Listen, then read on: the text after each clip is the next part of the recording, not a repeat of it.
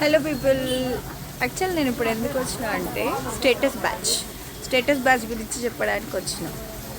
మేము యాక్చువల్గా నేనైతే స్టేటస్ బ్యాచ్ దాన్ని ఎట్లా అంటే ఒక స్టేటస్ అనేది ఒక్కొక్కరు ఎట్లా పెడతారు అని చెప్తాం. ఒక్కొక్కళ్ళు ఏం చేస్తారంటే ఒక ట్రైన్ లాగా కంటిన్యూస్గా పెడతానే ఉంటారు. అది ఎంత చూసినా కూడా చిరాకు వస్తుంది తప్ప ఏమి అసలు అంత విసిగిపోతాం. అటువంటి బ్యాచ్.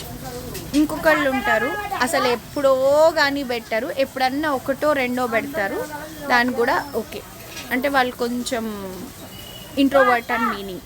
అండ్ ఇంకొక బ్యాచ్ ఉంటారు, ఆ బ్యాచ్ ఏం చేస్తారంటే స్టేటస్ అనేది ఒకటే పర్సన్ కోసం పెడతారు.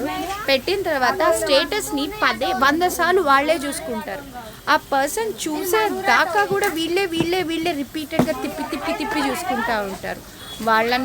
వాళ్ళైతే లెజెండ్స్. ఆ లెజెండ్లో నేను కూడా వస్తాను అనమాట. నెక్స్ట్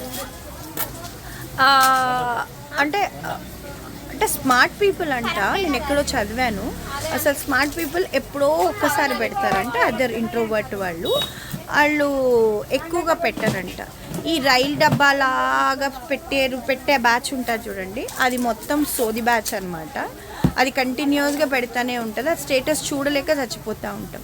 ఇంకొంతమంది ఉంటారు, వాళ్ళు బర్త్డేలు వచ్చినాయి అనుకోండి, ఆ బర్త్డే వాళ్ళు విషెస్ చెప్పిందంతా స్టేటస్ పెడతానే ఉంటారు. దాన్ని చూసి మనం విష్ చేయడానికి అని చెప్పి ఇండికేషన్. ఇంకో బ్యాచ్ ఉంటుంది, అది ఏం పెడతారో ఎందుకు పెడతారో కూడా తెలియదు, ఎవరి కోసం పెడతారో కూడా వాళ్ళకే తెలియదు, బట్ పెడతారు. ఏదో ఒక సోదైతే పెడతా ఉంటారు. ఆ బ్యాచ్ గురించి అయితే నేను చెప్పడానికైతే ఏం లేదు.